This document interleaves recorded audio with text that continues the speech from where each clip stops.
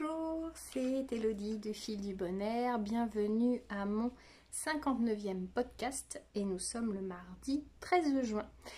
J'espère que vous allez bien depuis la dernière fois. Je crois que ça fait un petit moment que je suis pas revenue, probablement depuis mars, je crois, ou avril, je sais plus trop. Probablement plutôt mars, février ou mars. Par quoi commencer? Je travaille donc toujours à l'UME, donc l'unité mère-enfant à l'hôpital à côté d'où je vis, là, à Lévis. Ça se passe très très bien. Là, je me suis retrouvée un petit peu sur des quarts à être en surplus d'équipe, donc on m'a orientée en chirurgie. C'est un gros changement, c'est pas du tout la même routine, c'est pas le même type de patient, donc ça change pas mal, mais c'est intéressant, ça permet de voir aussi d'autres techniques, d'autres types de soins. Donc j'ai fait pour l'instant 5 nuits en plus de mon orientation qui était de 2 nuits, donc voilà, j'y vais ponctuellement. J'espère pouvoir un petit peu continuer à faire les deux, c'est intéressant, mais j'espère pouvoir surtout rester à l'UME. Donc on va voir, là l'été, les horaires sont sortis, donc là on a un planning un petit peu sûr, puis on verra à la rentrée comment ça se passe au niveau des postes. Voilà, donc je fais mes nuits, c'est pas mal fatigant, ça demande un certain rythme, mais moi j'aime particulièrement l'ambiance de nuit. J'aime les équipes, puis voilà, on n'a pas tout le brouhaha de la journée, il y a moins de monde, on est des plus petites équipes, donc voilà, moi c'est vraiment ce que je préfère. Donc ça je suis contente, et puis après voilà, je fais pour l'instant, j'étais en 7-14, donc je travaillais 7 nuits puis j'avais 7 jours de repos. Là cet été je vais passer à 10 nuits d'affilée puis 4 jours de repos. Je vais voir un peu comment ça se passe, comment je l'encaisse. Voilà, si je me rends compte que ça le fait pas, on verra à changer ça. Parce qu'après il y a la question aussi un petit peu de l'immigration, c'est-à-dire que nous il faut qu'on puisse pouvoir demander la résidence permanente, ce qui nous permet de rester vraiment sur le territoire à long terme. Il faut qu'on travaille à temps plein pendant 2 ans après nos études, donc ça veut dire si je reste de nuit à faire 10 nuits d'affilée puis 4 jours de repos. Mais en ce moment il y a pas mal de changements au niveau de l'immigration, les critères vont peut-être changer. On serait peut-être plus obligé forcément de faire un temps plein, donc si c'est le cas, ça serait une bonne nouvelle. Je pourrais revenir en 7-14, moi qui me convient bien. Donc voilà, affaire à suivre, on va en savoir plus dans les semaines à venir.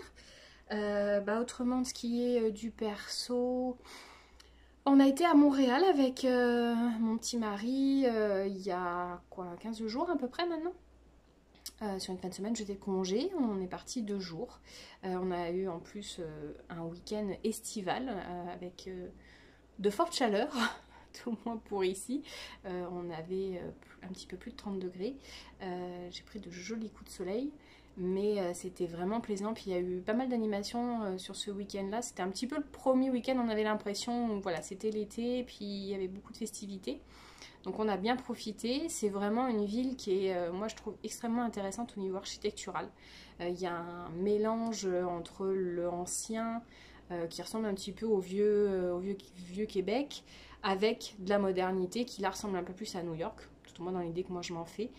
Donc c'est intéressant, en passant d'une rue à l'autre, d'un quartier à l'autre, d'avoir ce changement architectural. Moi je trouvais ça extrêmement plaisant. Il y a des coins où, il y a beaucoup de monde, c'est assez bruyant comme toute grande ville. Puis il y a des zones où c'est vraiment très agréable. Nous, on a fait l'avenue Mont-Royal, qui était le premier week-end où elle était fermée, elle était en zone piétonne, avec plein de petites boutiques type vintage, librairie, boutique de laine. La Bobineuse, où je suis passée et où j'ai acheté, j'avais mis une photo sur Instagram, où j'ai acheté juste 2 écheveaux puis une pelote pour faire du fil chaussette. J'aime bien, voilà, quand on va dans un coin qu'on connaît pas, faire une boutique de laine et une librairie. Donc ça a été le cas aussi pour la librairie, une librairie où ils font de l'occasion. mais du belle occasion. Puis il y avait vraiment de très très beaux bouquins. Moi j'en ai pris juste 2. Voilà, j'essaye de pas trop acheter de livres. J'en ai déjà pas mal à lire parce que j'avais eu le salon international du livre. Plus ma soeur m'a donné un carton de livres qu'elle a triés, dont la plupart je ne les ai pas lus. Donc j'ai du stock à la maison, mais j'aime bien quand même acheter 1 ou 2 livres. Voilà, puis on a fait le Mont-Royal, qui est vraiment ce qui surplombe le Montréal, un parc qui était vraiment magnifique, puis avec une vue sur Montréal sublime.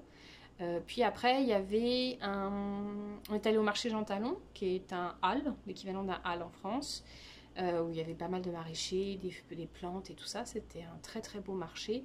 Plus après, on a fait la rue Sainte-Catherine, qui est un peu la rue commerçante de Montréal. Et il y avait dans un des plus gros centres commerciaux, j'imagine, je l'ai un peu vu comme ça, un tout petit festival de cuisine asiatique. Il y avait juste 30 petits stands, c'était tout petit mais mignon comme tout, au milieu d'une zone de restauration, donc c'était assez sympathique. On a vraiment passé vraiment eu un bon week-end. Voilà, on s'est dit que franchement Montréal c'est à faire. Il y a encore plein de choses qu'on n'a pas eu le temps sur un week-end de faire, donc on y retournera. C'est pas très très loin de la maison, on est à 2 heures, entre 2h30 et 2h40.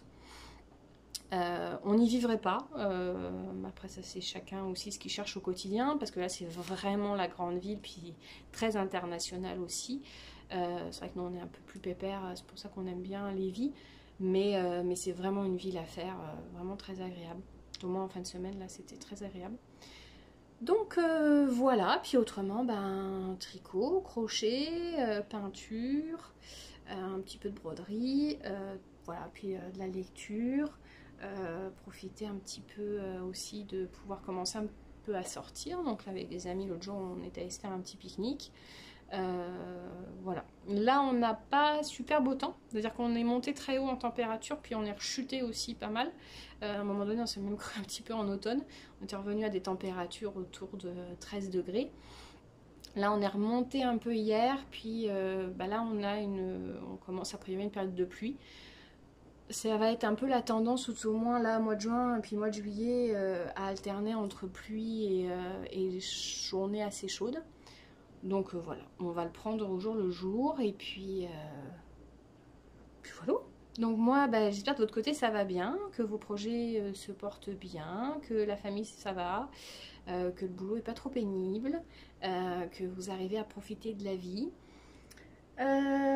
Puis donc on va parler, j'ai pas mal de petites choses à vous montrer, donc là je pense qu'on sera juste sur une seule vidéo, pas en 2 fois, comme les derniers podcasts.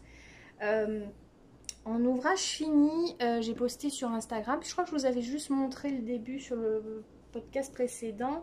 J'ai fait un châle avec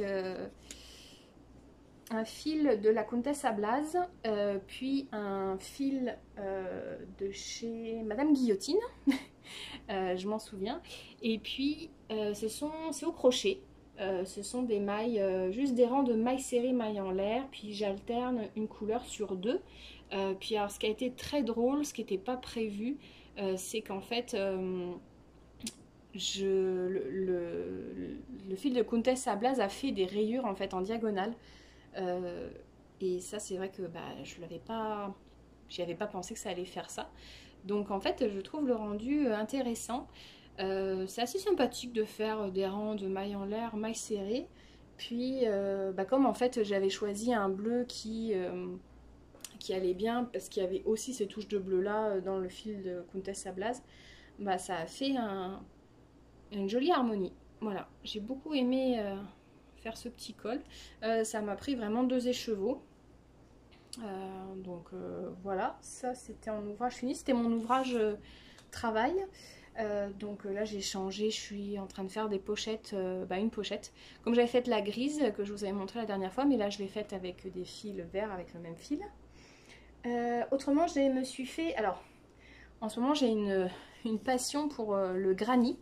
Ça m'a toujours plu, mais ma problématique était toujours cette foutue couture entre les carrés Et bah là, avec la couverture que je me suis faite, que je vous avais montré en partie, là, avec un cœur, comme un cœur en fleurs vert, là, puis après elle était dans des rouges bordeaux, euh, que j'ai trouvé comment raccorder en fait les carrés au fur et à mesure, bah franchement je me change la vision du granit, donc j'ai vraiment là envie de m'y remettre, et puis c'est tellement, je trouve, plaisant à faire, donc voilà, c'est c'est un peu mon obsession du moment. Donc j'ai fini ma grande couverture. Et puis, j'ai posté des photos sur Insta et j'ai vu passer c'était sur Pinterest, des vestes avec des hexagones au granit. Quand on les replie, ça nous fait vraiment le corps du gilet. Et puis après, bah, il y a juste une bordure à faire, puis les manches. Donc je l'ai fini. Moi, je suis pas sûre qu'on va voir vraiment grand chose. Il est vraiment en vert foncé. Donc voilà, ça fait. L'hexagone permet vraiment de faire la forme de la manche et la forme du corps. Après, je me suis fait une bordure pour faire le col. Pareil en bas aussi, comme des côtes. C'est tout simplement des mailles, des brides, mais où je pique que sur la maille en l'air, à l'arrière de la bride en fait. Donc sur les deux mailles qui sont sur le dessus de la bride, je pique dans celle de derrière, ce qui fait en fait les brides en relief. J'ai fait ça pour vraiment pour tout, pour le col et les côtes du bas. Et pour les manches, pour refaire un petit peu plus serré, là j'ai fait des demi-brides. J'ai fait des demi-brides. Oui, j'ai fait des demi-brides. Pour resserrer, donc là en fait j'ai fait deux rangs de mailles serrées de diminution, et après j'ai fixé en montant une chaînette. Je suis allée après faire mes rangs de mailles de demi-bride. J'aime vraiment le style, ça tombe quand même assez bien. La petite problématique qu'il faudra que je fasse attention la prochaine fois, c'est que ma bande de côte en bas a un peu resserré l'ouvrage. En fait, je pense que c'est le nombre de... En fait, c'est où je me repiquais sur mes granits, où j'ai pas fait de la même façon sur mes côtes à l'avant. Puis en fait, à l'avant, ça fait moins serré sur la bordure qu'en bas. Donc je pense que la prochaine fois, je ferai attention à tout le nombre de mailles que je repique en fait dans mes brides. Mais j'aime vraiment beaucoup le rendu. Je pense que je vais m'en faire d'autres, vraiment. Donc là c'est avec le fil Frima de fil d'art.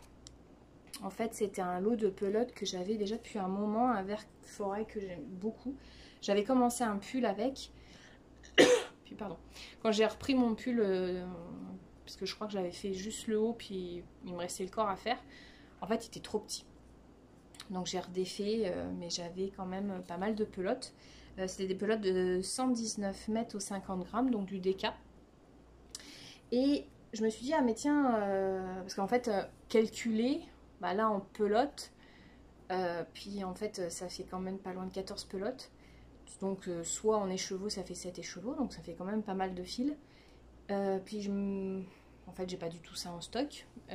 J'ai plus de lots de pelotes. J'ai des lots de pelotes, mais j'en ai un ou deux, mais c'est vraiment déjà prévu pour des types d'ouvrages particuliers. Mais en fait j'avais fait un gilet en fil DK avec mon coloris éclat de peinture, qui est en fait un gilet qui n'allait pas au niveau des manches. Je pense que je me suis trompée dans l'explication du patron, donc ça tombe bizarrement. Mais là par contre je crois que j'ai pas loin de... Je crois que j'ai 6 écheveaux. Donc peut-être ça serait pas mal, genre faire le corps avec éclat de peinture, puis juste faire la bordure, que je ferai pas de la même façon, je le ferai un petit peu différemment. J'ai vu sur Insta d'autres façons de faire. Puis juste les manches peut-être avec une couleur contrastante. Mais j'ai vraiment envie de me refaire une veste hexagone, ça monte super bien. Puis franchement j'aime beaucoup le rendu. Après j'ai fait, là je l'ai fini hier. J'ai fait un petit chat en amigurumi.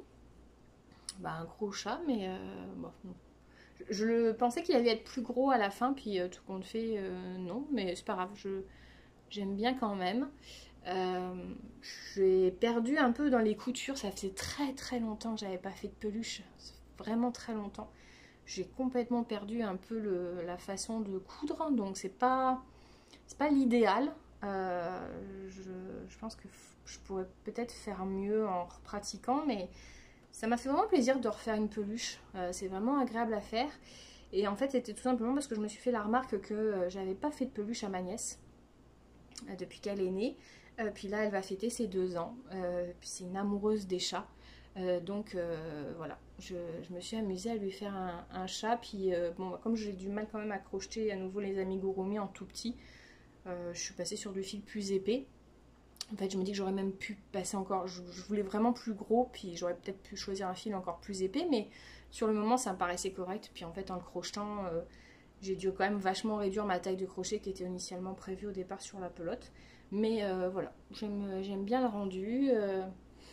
Donc ça, c'est un modèle, c'est le Chabalou de Idle Crochet. Je l'ai acheté sur Etsy. Je l'avais vu passer sur Pinterest en épingle, et puis après je l'ai acheté sur Etsy. Il est à 3 € et quelques. Le patron est super bien expliqué. Et vraiment, voilà. Donc je vais lui offrir, ce week-end. Puis les fils, c'est des fils que j'avais achetés chez Michaels. C'est le fil impeccable. C'est 260 mètres au 127 grammes. C'est une DK. Le crochet était voilà, initialement prévu de 5. Je me suis dit, bah, c'est parfait, je vais faire un tout petit peu plus petit, genre 4,5. Et puis en fait, non, il a fallu que je descende jusqu'à 4. Donc voilà, je pense que j'aurais pu vraiment partir sur un fil plus épais, mais j'ai pas osé. Tout moi je me suis dit que bah, ça allait le faire en fait, parce que dans ma tête les amigurumi c'était vraiment plus petit, genre du 3.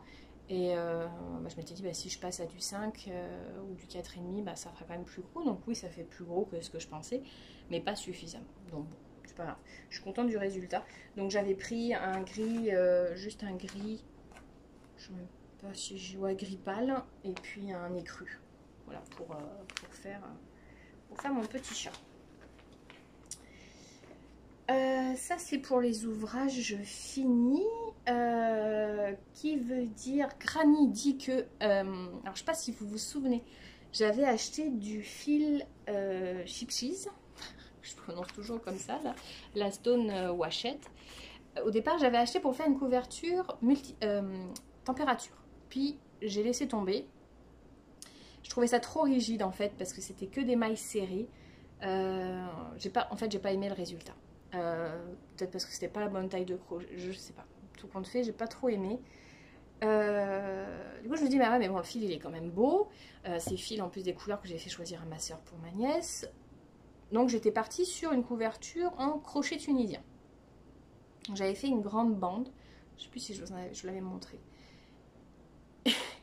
Et comme je la pratique pas suffisamment, en fait, j'oublie à chaque fois comment refaire du crochet tunisien. Donc, à chaque fois, je suis obligée de me replonger dans les vidéos.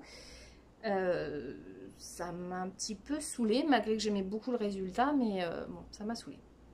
Puis du coup, c'est resté dans un coin depuis que je l'avais commencé, donc ça fait déjà un petit moment.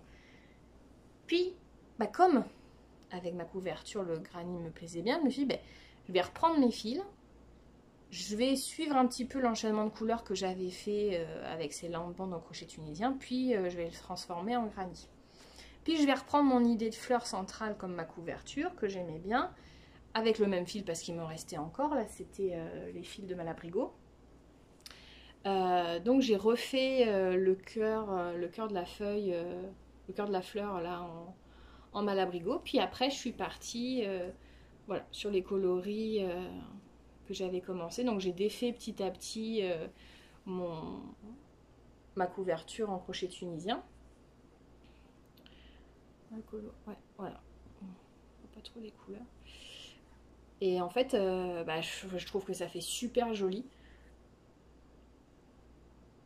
Donc je vais pas me retrouver avec les mêmes enchaînements en plus par carré. Puis je vais garder un petit peu la même dynamique que ce que j'avais commencé avec la couverture au crochet tunisien, c'est de piocher un peu dans mes couleurs. Je suis partie sur une taille de lit individuelle, parce que c'est ce qu'a aussi ma nièce. Donc je pars sur des carrés de 40 cm. Je vais faire 3 carrés dans la largeur et 3 carrés et 4 carrés dans la longueur. Puis après, je vais refaire une petite bordure tout autour. Et puis, je me suis dit que, en fait, je trouvais ça assez aéré quand même, les trous. Donc, peut-être que je vais mettre une doublure. Ce serait peut-être sympa, c'est ce que je me disais. Je sais pas si je trouve une doublure juste genre un drap avec un joli motif et puis je le mets en doublure à l'arrière ou carrément prendre une polaire et coudre par-dessus. Je sais pas trop encore, mais je pense que je vais le doubler parce que là en fait elle est hyper souple, ce qui n'est pas souvent c'est pas souvent mon cas, ça se veut souple. Mais en fait j'ai gardé mon taille de crochet numéro 6 alors qu'elle doit normalement se crocheter en 3. Mais en fait, je trouve que le fil a besoin vraiment d'être hyper souple, le chip cheese là. Autrement, constat que j'avais fait sur la première couverture température, je le trouvais trop serré. Donc je suis gardée en 6. Donc il suffit qu'elle est c'est hyper souple. Et je me dis que peut-être si je la double, ça lui permettra d'être un petit peu plus rigide et un petit peu plus chaude aussi. Parce que là, elle a pas mal. Ça fait quand même de jolis trous, le fait que ça soit en 6. Mais j'avais pas envie vraiment de faire plus serré mes mailles avec un taille de crochet plus petit. Donc voilà, donc je vais réfléchir après l'avoir vu fini, vu les dimensions, si effectivement je coupe pas une doublure avec un drap ou et puis alors là il va falloir que je réfléchisse à comment je vais coudre ça. Sur la bordure ça me paraît correct, mais je me demandais si j'allais pas faire un point de couture au niveau des fleurs en fait sur le tissu pour pouvoir maintenir le tout. J'ai jamais fait, ça va être une découverte pour moi. Ou alors je mets sur une polaire. Je me disais peut-être prendre une polaire, je sais pas. Bon, à voir. Mais voilà, je trouve très fun, je trouve vraiment très fun les coloris. Et le fil s'y apprête très très bien. Donc voilà. Et puis après, j'ai commencé... j'avais très envie de me faire un top. J'avais fait un top au crochet. Je crois que c'était pas l'année dernière, c'était l'année d'avant. Là, je m'étais dit, je me ferais bien un top au tricot. Vu que là, ça va un petit peu mieux au niveau de ma taille d'aiguille. Je suis partie sur le modèle Tip Top Tank de Emily Boldoan. C'est un modèle qui est gratuit sur Ravelry. Et qui en plus demande juste 2 écheveaux. Donc j'ai été faire un petit tour dans mon stock. Puis il y avait un fil que j'aimais beaucoup de la Féfil. Que je m'étais acheté, je crois que c'était à Feltin, à la fête de la laine. C'est le coloris écume, c'est un 100% Mérinos Superwash Fingering, environ 400 mètres au 100 grammes. Et en fait, il est presque gris et cru en fond, puis par-dessus, il y a des taches bleues et vertes, presque fluo, verte foncée et verte fluo. Donc j'aimais beaucoup ce coloriage, j'en avais 2 écheveaux, parce que moi j'essaie de partir sur 2 écheveaux, parce que je me dis ça me fait la taille d'un châle. Puis là ça faisait la taille pour faire un top. Donc je suis partie sur cette idée là. Alors, là j'essaie de faire des échantillons. Puis en fait quand j'ai fait mon échantillon, j'avais calculé mon nombre de mailles, bon j'étais correcte. Puis j'ai commencé à tricoter mon top. Puis là en fait je me suis rendu compte que il a fallu que je change un petit peu mon nombre de mailles. Donc en fait, je me retrouve pas tout à fait sur l'échantillon.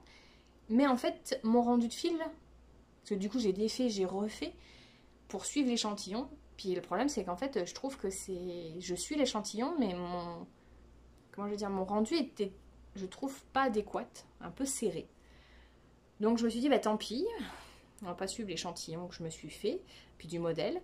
Par contre j'ai recalculé complètement et je suis partie sur un échantillon à moi avec un rendu de fil qui me plaisait, puis après j'ai essayé de chercher dans le modèle les tailles qui correspondaient au nombre de mailles que j'avais besoin.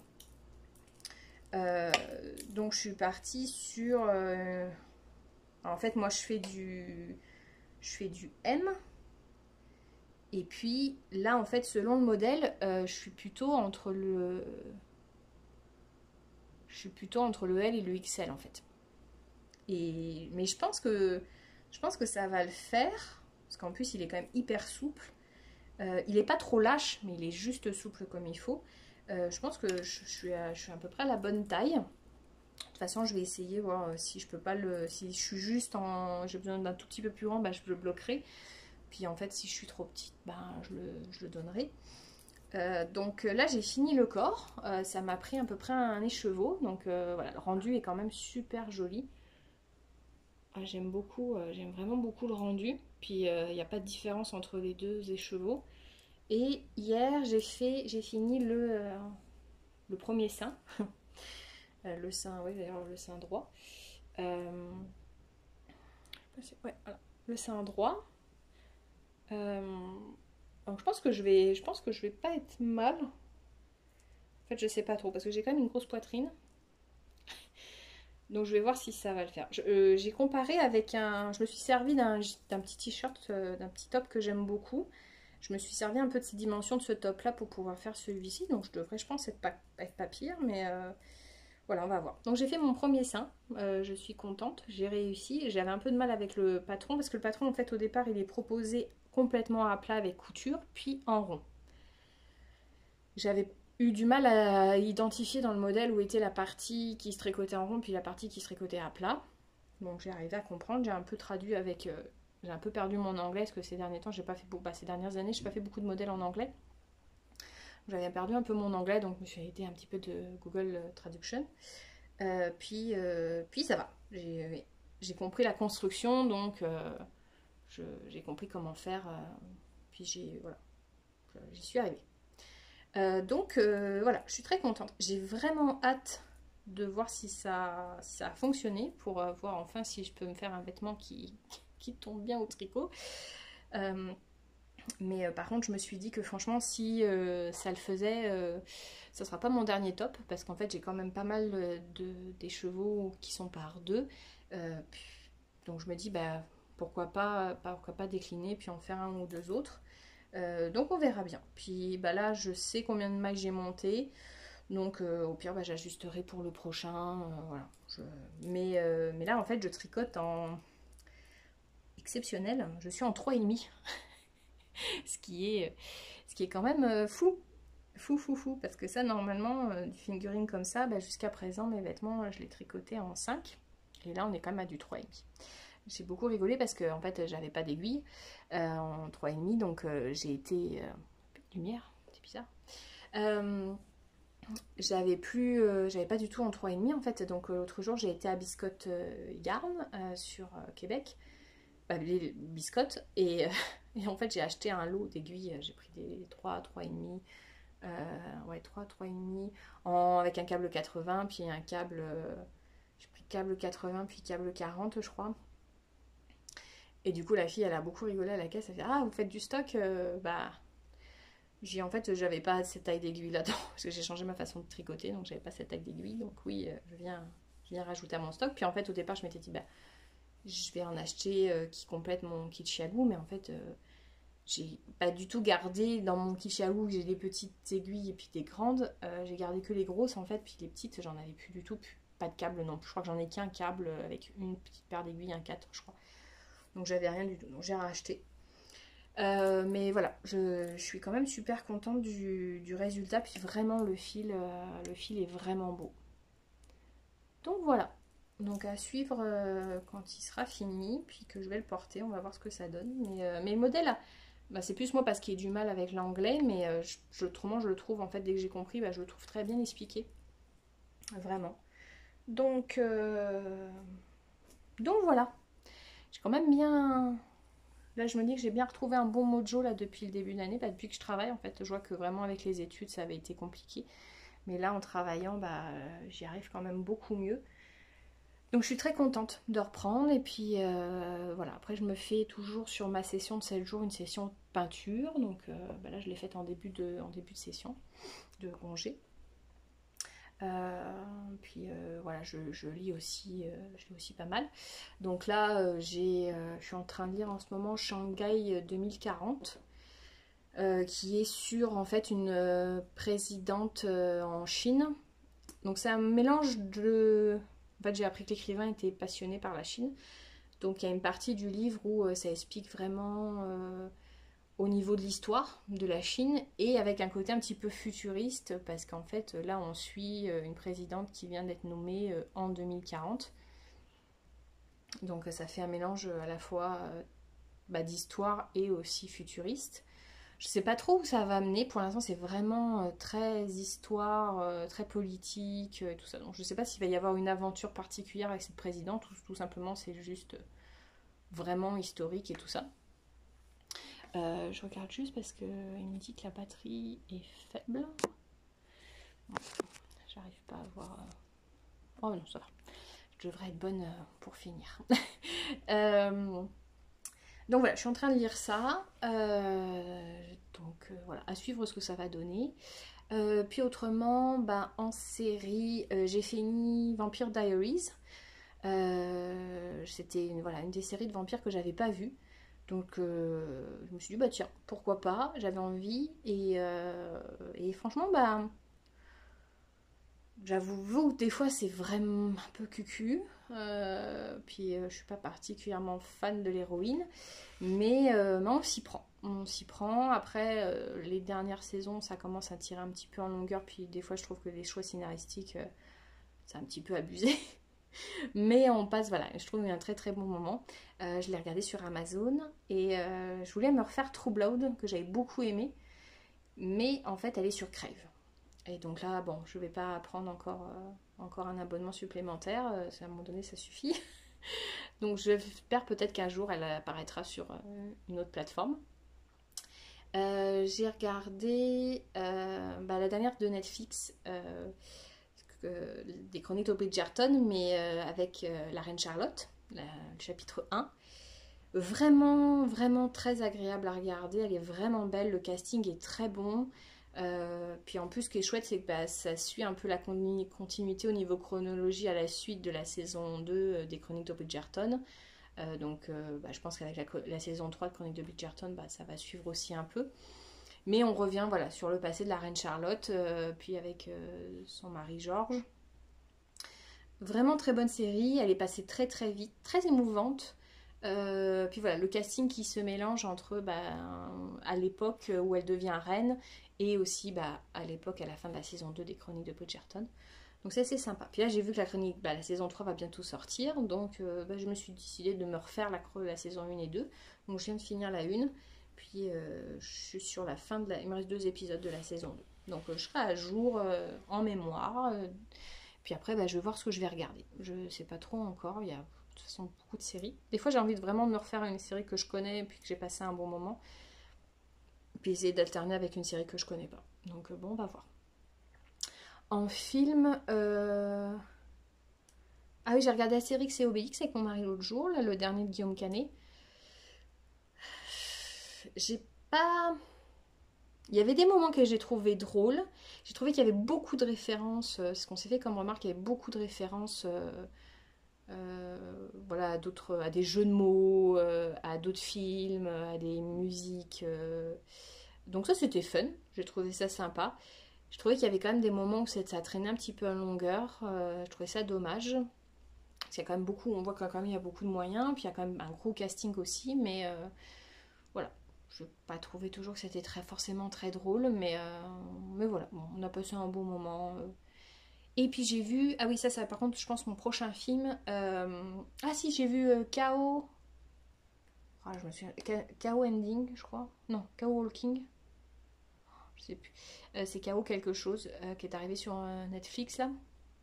C'est avec Tom Holland, celui qui joue le dernier Spider-Man, et puis celle qui jouerait dans Star Wars, qui est un film de science-fiction, où en fait il y a une colonie de Terre qui est arrivée sur une planète, puis en fait c'est cette planète-là, il y a une vie extraterrestre.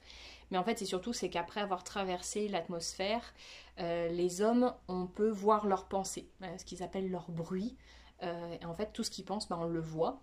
Et puis elles, les femmes, n'ont pas été touchées par ce phénomène-là, donc les hommes ont la crainte de la femme, parce qu'en fait on ne sait pas ce qu'elle pense.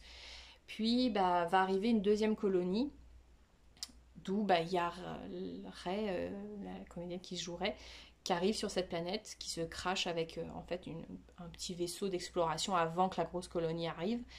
et qui va être confrontée avec Tom Holland à avoir son bruit alors qu'elle elle connaît pas ça et puis elle connaît pas la Terre non plus.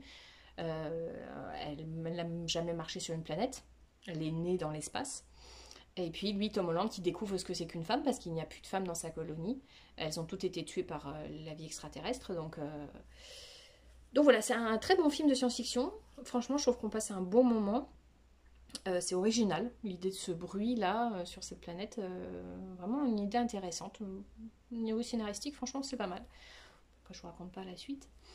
Mais oui, je disais, il y a Dune qui vient d'arriver. Je l'avais commencé parce que ma soeur a acheté le DVD, elle l'aime beaucoup. Je l'avais juste commencé une fois chez elle, mais je l'ai pas du tout. Je crois que j'ai dû voir 45 minutes du film, j'ai pas vu la suite. Puis j'attendais qu'il arrive sur une plateforme, mais il vient d'arriver sur Netflix, il est en français. Donc je suis ravie parce que en fait beaucoup sur le catalogue canadien, beaucoup sont en anglais et pas forcément sous-titrés en français. Des fois je fais un peu de visite du catalogue, puis je fais ah j'aimerais ah bah non, il est tout en anglais.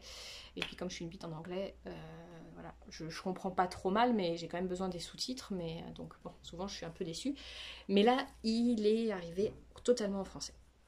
Ça c'est je pense le prochain film que je vais regarder. Voilà. Je pense qu'on a fait un petit peu le tour. Je vous ai pas trop gardé longtemps, 36 minutes. Puis autrement, après, j'ai pas fait trop le point sur Insta. Je me promène toujours entre Insta. Si, Insta, beaucoup les granny en ce moment. Pinterest, c'est un peu la même chose. C'est pas mal le granny qui parcourt mon fil d'actualité. Voilà. Et puis, je vous invite à me suivre de toute façon sur les différents réseaux sociaux. Je suis un peu plus à Insta que le reste. Alors des fois, je fais Insta qui copie sur Facebook. Puis vous avez donc le compte Fil du Bonheur. Puis vous avez aussi le compte, vous avez le lien dans mon profil Facebook, profil Insta de Fil du Bonheur. Vous avez le profil eclem.b qui est plutôt le profil perso où je partage les photos de ce qu'on visite, de ce que j'achète et de ce que je peins. Puis des fois de ce que je crochette aussi, mais je laisse souvent plus ce que je tricote ou je crochette du côté Fil du Bonheur, puis autre chose du côté eclem.b. Je vous invite à me suivre si ça vous dit. Et puis autrement, encore un grand merci de continuer à me suivre. C'est quand même le 59e épisode, donc ça fait quand même ça va faire quand même plus de 3 ans maintenant. Ouais, ça a commencé avant le Covid, donc ça fait 3 ans maintenant que je fais ça, donc merci beaucoup de me suivre. Ah oui, en podcast que j'écoute, non, j'écoute toujours c'est vraiment les deux que je prends le temps d'écouter, Tricoteuse en série puis Tricostérone. C'est vraiment voilà, mes deux chouchous. J'ai pas trop regardé autre chose. Puis en ce moment, grâce à une amie, j'écoute La Bonne Auberge, qui est en fait c'est un groupe qui joue à Donjons et Dragons, en partie du studio Bagel, sous YouTube. Puis en fait, elle m'a dit ah tu vas voir, faut que tu regardes et tout, c'est super drôle. Voilà, comme j'aime beaucoup les jeux de société, jeux de stratégie et tout ça, elle m'a dit ah faut que tu ailles voir. Puis en fait, je me suis fait embarquer. Donc là, je suis en train de regarder la saison 1. Puis c'est vrai que c'est très très drôle, très sympa. Ça me rappelle aussi un peu le temps où je faisais des figurines quand j'étais jeune et tout ça. Donc c'est drôle, c'est vraiment sympa à regarder, j'aime bien. Donc voilà, des fois en tricotant, je me mets, au lieu de me regarder peut-être un épisode ou un film, je me mets La Bonne Auberge. Voilà.